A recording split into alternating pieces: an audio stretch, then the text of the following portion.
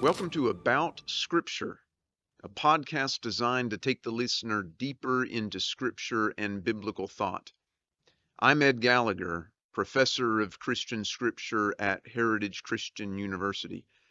I hope to cover a variety of topics with you about Scripture. This podcast is brought to you in partnership with Heritage Christian University, where we help students to thrive in ministry. To find out more, go to hcu.edu.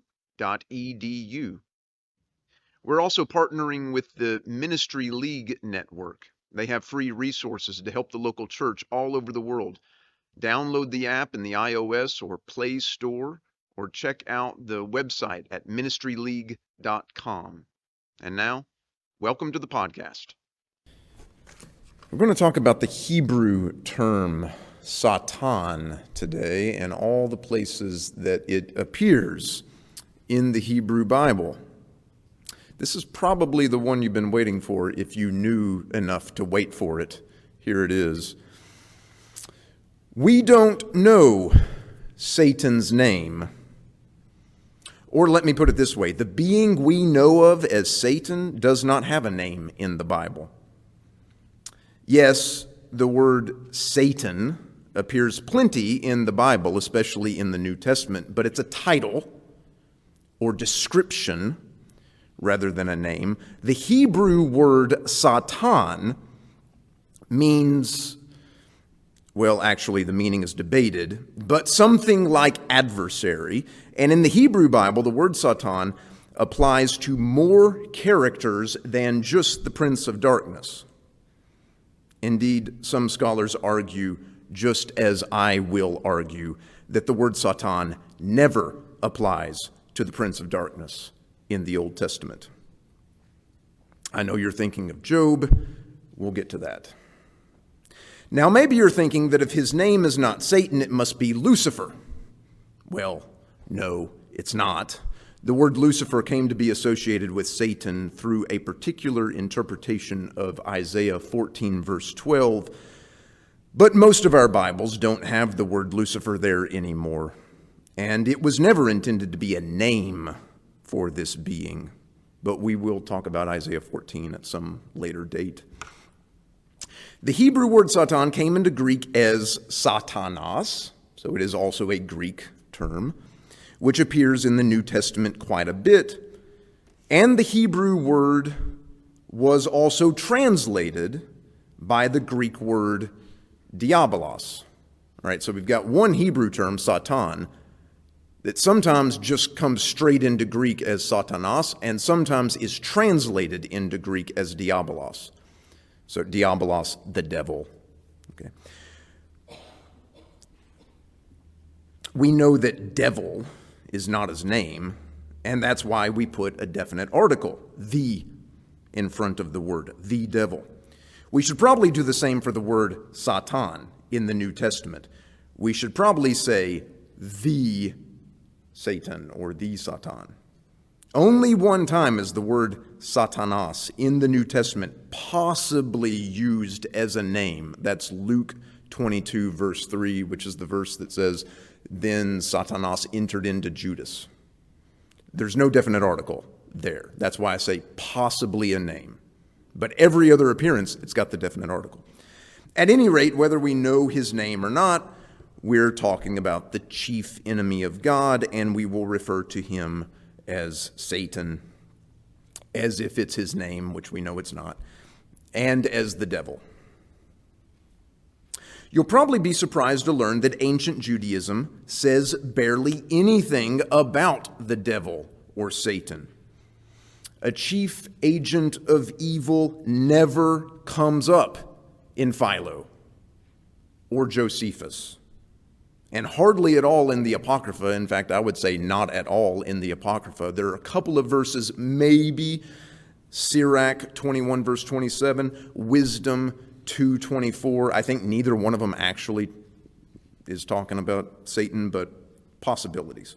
The Dead Sea Scrolls and some other apocalyptic literature do mention sometimes an angelic opponent of God's people, but this angel is rarely or maybe never called Satan. But Satan appears all over the place in the New Testament and other early Christian literature. In the Old Testament, Christians often find Satan in several passages. English Bibles usually print Satan with a capital S as a personal name in three particular passages, and maybe you can already name all three of them. The first two chapters of Job, Zechariah 3, and 1 Chronicles 21. I have already indicated that very likely we should not consider these passages as talking about the prince of darkness, the chief opponent of God. I mean that the use of Satan, the English term Satan with a capital S, as a personal name in English Bibles is a mistake. It is the wrong way of rendering it in English. It would be better to have the definite article, because it's there in Hebrew. So it'd be better to have the definite article, the Satan, with a lowercase s. Or even better than that would just be to translate the term, the adversary.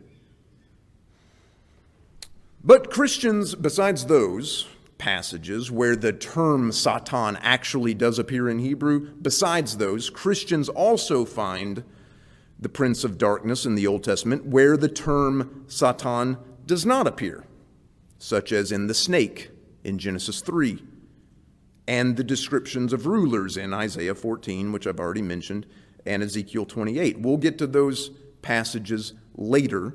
Since they don't use the term Satan, they're not going to come up in this study. The Hebrew noun Satan appears 27 times in the Hebrew Bible. Now, 17 of those are Zechariah and Job, and then we've already mentioned 1 Chronicles 21. So besides those passages, which are sort of well known as containing this word, let me just read off the other verses where the term occurs. It's not a whole lot. So Numbers chapter 22, verses 22 and 32, 1 Samuel 29, verse 4, 2 Samuel 19, verse 22, 1 Kings chapter 5, verse 4, chapter 11, verse 14, and verse 23, and verse 25, and then Psalm 109, verse 6. That's all of them, and of course, Zechariah, Job, 1 Chronicles 21. All right, let's take these in categories. Sometimes the term Satan refers to a human adversary, a human being. Let me just give you one example. 1 Samuel 29, verse 4. The Philistine commanders are worried about David. David is now living among the Philistines because if he were in Israel, Saul would kill him, so he's run away to the Philistines.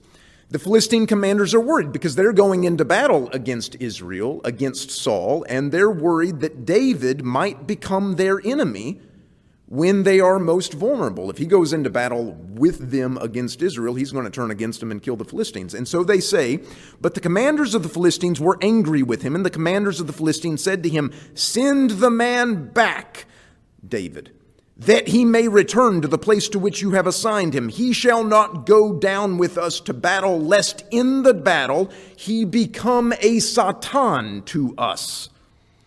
For how could this fellow reconcile himself to his Lord? Would it not be with the heads of the men here?" So they're worried he's going to become a Satan, an adversary. It certainly does not refer to a, Satan in this passage. An adversary. There are several others. 2 Samuel, that one, human adversary, and all the ones in 1 Kings are human adversaries. And the one in Psalm 109, human adversary. Next category, good angelic adversary. If it can be a good adversary, then this is it. This is the passage in Numbers chapter 22. That's the Balaam passage. Do you remember who comes as an angelic opponent against Balaam. Do you remember who that is? It's the angel of Yahweh who does that. This is Numbers chapter 22, verse 22.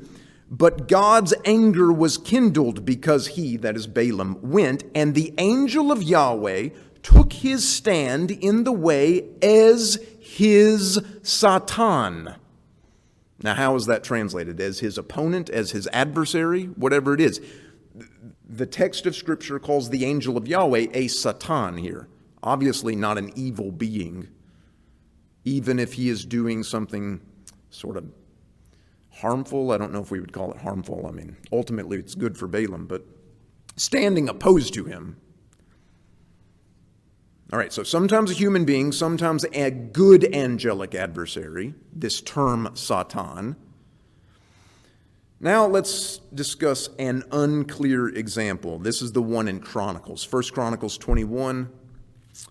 Some appearances of Satan in the Bible might leave the reader uncertain as to the type of being we're talking about. There is one clear example of unclarity, a known unknown, as Donald Rumsfeld might have labeled it. Actually, it's only an unknown in Hebrew. In English Bibles, the text is usually very clear because the translators have made the interpretation for you. This is one of the values of learning original languages, because you can see what is actually unclear in the text of Scripture, because sometimes your English translators just go ahead and interpret it for you. They do not trust you to arrive at the right interpretation, so they're just going to get that out of the way and give you the right interpretation so that you don't have to worry yourself with that. This is one of those examples, 1 Chronicles 21. The text says, "Then a Satan stood against Israel and incited David to number Israel." This verse is usually translated in English with a capital S, Satan, so that there is no doubt that readers will think of the prince of darkness. But the Hebrew text is actually not that clear. It just says an adversary incited David. I prefer that translation because it leaves the matter of interpretation up to the reader, instead of having the translators do that work for you. If our text just says that an adversary incited David to number Israel, who might this adversary be? Well, could be a human being, maybe a foreign king who challenged David's strength. Or could be an angelic adversary sent by God, perhaps the angel of Yahweh, as in the case of Balaam. Or maybe it's Satan. The text is not clear, and I don't know what the right answer is, although I strongly prefer the first two options. Let's remember the parallel passage in 2 Samuel 24. So 1 Chronicles 21, 2 Samuel 24, parallel passages. Those are the passages where David numbers Israel. 2 Samuel 24, where the text does not use the word Satan, but rather it says, "Again, the anger of Yahweh was kindled against Israel, and he incited David against them, saying, 'Go number Israel and Judah.'" According to 2 Samuel 24, this is God's plan. As we saw previously, sometimes God uses agents to accomplish his purposes, even purposes that are in some way harmful to humans. Think of the 10th commandment. 10th plague, Exodus 12:23. That's mostly why I prefer not to think of Satan in 1 Chronicles 21, because it seems more likely that God would use either a human agent to accomplish his will or one of his own angelic agents, as we see him do in other scriptural passages. On the other hand, I do believe that God can and does use Satan himself to accomplish his purposes, so I don't want to rule out that interpretation. We've gone through 10 examples of Satan. in the Hebrew Bible. There are 17 more, and they're all concentrated in 2 books. Job, which uses the term 14 times, all in the first 2 chapters, and Zechariah, which uses it 3 times. In both books, the word Satan refers to a celestial being, a supernatural being. If Satan appears anywhere in the Old Testament under that name, it is in one of these books, or both. The word Satan in these 2 books always has the definite article in Hebrew, the Satan, or in Hebrew, ha-Satan. And the Septuagint always translates in these 2 books with the term ha-diabolos, the devil, or the adversary. I mean, how do we want to translate diabolos? We think of it as the devil, but the adversary, the opponent, the slanderer, the something. There are possibilities.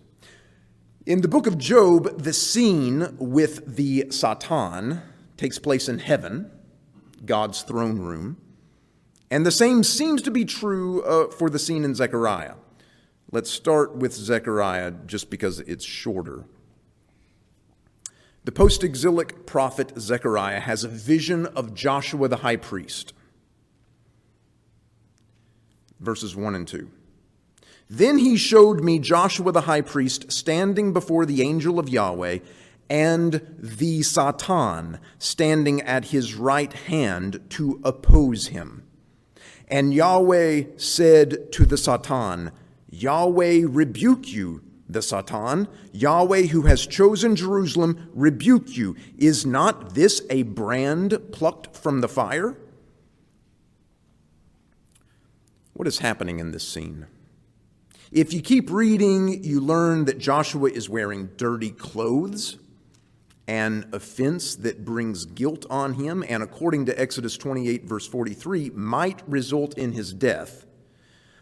But he gets to remove those clothes, and he is told in verse 5, I have removed your guilt from you. Put on priestly robes. Then God tells Joshua, if you will walk in my paths, if you will keep my charge, then you will lead my house and guard my courts, and I will allow you to walk among those standing here. Immediately thereafter, we read a prophecy about the coming branch, a messianic title. So what's going on? God is commissioning Joshua as his man, his priest for the current time. Joshua needs to step up and be a leader for God's people. The change of clothes symbolizes the purification of Joshua for his task, with the promise that he will walk among those standing here.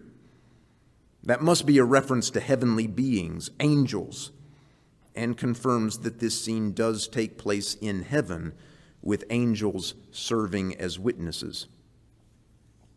Now, for the part of the passage that we've already quoted, verses 1 and 2, the Satan is doing what to Joshua? The Hebrew verb that appears at the end of verse 1, which describes the actions of this Satan, is a verbal form of Satan. As there's a noun in Hebrew, but there's also a verb, Satan.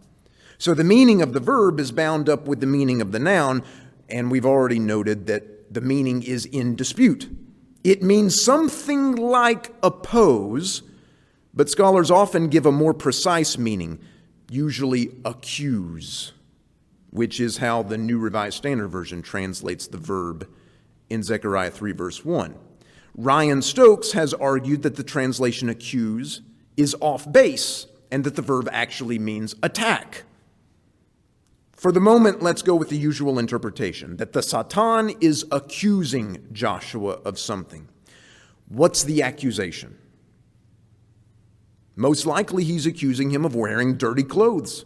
That is, of being impure, of not being a worthy recipient of God's trust. But even though the accusation is in some ways true, Joshua is in fact wearing dirty clothes. He is impure. God has a plan for Joshua, and so God will purify him. Here's the big question for our study. Who is the Satan? Is the Satan a creature under God's authority, or is he in rebellion against God? What are the Satan's ultimate motives? There's going to be disagreement about this, but I think it's completely possible that the Satan's motives in this passage are to serve God. The role of the Satan here is often compared to a prosecuting attorney, and while that analogy might not be exactly right, it does help us to think through the possibilities. Consider the different officers of the court in our legal system. There's the prosecutor, there's the defense attorney, there's the judge, there are others. Which one is the good guy and which one is the bad guy? Well, none of them are the bad guy. They all have their role to play, even though the prosecutor and the defense attorney are opposed to each other. But they're not opposed in their ultimate goal, which is that justice be done. No prosecutor, not a good one, wants to send an innocent man to prison. No defense attorney wants a criminal to get away with murder, but they play their respective roles, offering vigorous arguments for their side with the confidence that everyone working together in this way will result in justice. What we've got in Zechariah 3 looks like a courtroom scene. God is on the throne. He's the judge, or maybe it's the angel of Yahweh. The Satan plays his part, making sure that Joshua's unworthiness is fully exposed. The Lord knows full well about Joshua's impurity, but he doesn't accept the Satan's accusation because he has plans for Joshua. So the Lord tells the Satan to shut up. But could the Satan be Satan here? The prince of darkness, the enemy of God? I suppose we could follow that interpretation, and certainly many Christian readers have assumed the truthfulness of that interpretation, helped along by their English translations that refer to Satan, unhelpfully in my view. But let's notice what the Satan is not doing here. We usually think about Satan as lying, John 8:44, and tempting people to get them to sin, Matthew 4, Satan in the wilderness with Jesus. This picture of Satan is based on the New Testament, and we'll talk about that later. But the Satan in Zechariah 3 is not doing these things. He is not lying to Joshua or about Joshua. Joshua really is wearing dirty clothes. He really is impure. He really is unworthy of God's confidence. If the Satan is accusing Joshua of wearing dirty clothes, it's an accurate accusation. And the Satan is not trying to get Joshua to sin. He's not tempting Joshua. So he's not doing the things that we normally think about Satan as doing. I prefer the other interpretation, that this Satan is not God's enemy, but God's servant, doing the job assigned him by God. Mostly the reason I lean this way is because we haven't found a being called Satan in the Old Testament that is God's enemy. And since our passage can be read as if this adversary is in God's service, I think that's how ancient Jews would have interpreted the vision. And remember, last time we saw that God employs spiritual beings who do things negative toward humans.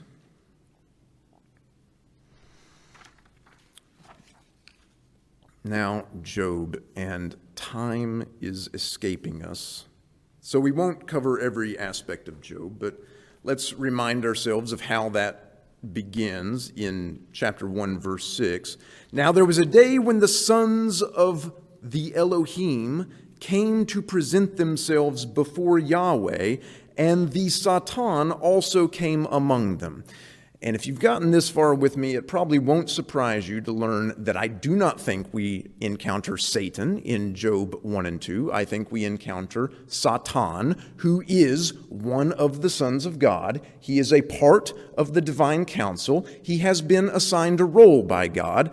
The text of Job tells us what that role is. He goes around on earth looking for people to accuse. He is a private investigator assigned by God to find out if people really do serve God for the right reasons. And God brings up Job, and the Satan is not so sure that Job does serve God for the right reasons. According to this reading strategy, it's not that the Satan is Job's enemy, certainly not God's enemy, but the Satan suspects that Job is just a little too perfect, and there must be something he's hiding. Let's imagine a similar case. What if you ran a daycare, and someone you've known all your life applied for a job at the daycare? You have no concern about this person being around kids. You know this person is a faithful churchgoer, has a good family, has raised a good set of kids. Would you ask this person as a part of the application process to submit to a background check? Of course you would.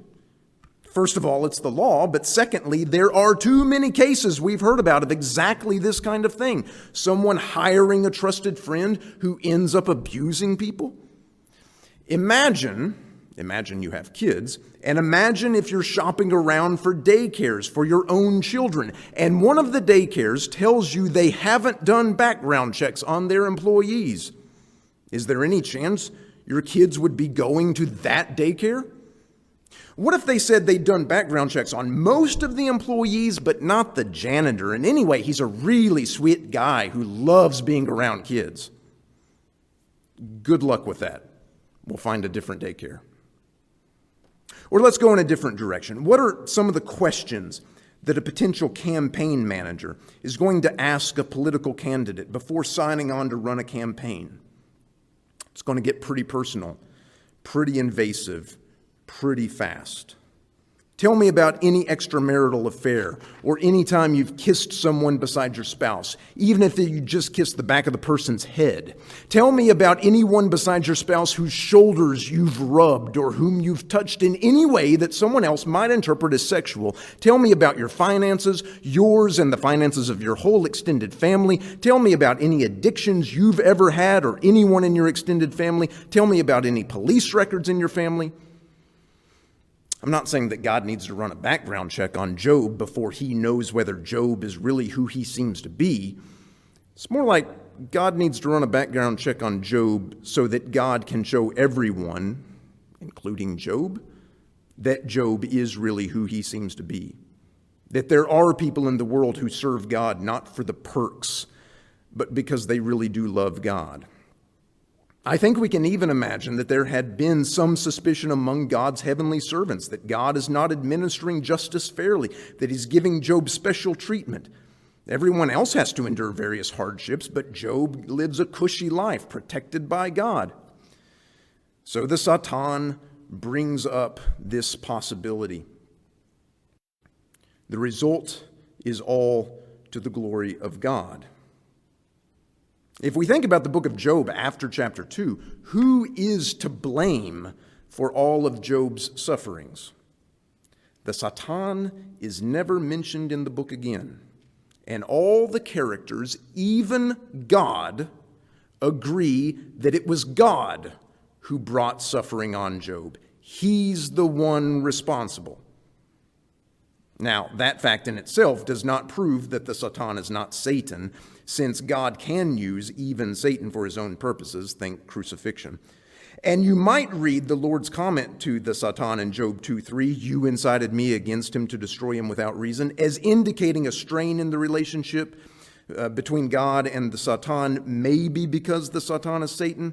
I think that interpretation would be pushing God's comment too far, given the lack of a Satan figure in the Old Testament. I am inclined to think of the character labeled the Satan as one of the sons of God giving his regular report to the Lord, just like everybody else. That's why they've come into the presence of God, to report to God what they've been up to. Not someone intending to bring pain to God, nor intending to entice Job to sin, just intending to show that Job is not so perfect after all. One more point. This reading strategy answers the common question from readers of Job: how can Satan be in heaven? The answer is, he's not. There are other questions I would like to get into, but we haven't the time. I'm already over time. No matter what interpretation one prefers, I would argue that there is no instance in which the Hebrew word Satan is used as a proper name, and therefore there is no Old Testament passage in which one ought to read in our English Bibles about Satan with a capital S. It would be much better if translations would talk about the adversary or the opponent. That translation choice would leave the matter open enough that readers of the English Bible could make their own decisions about the identity of this character.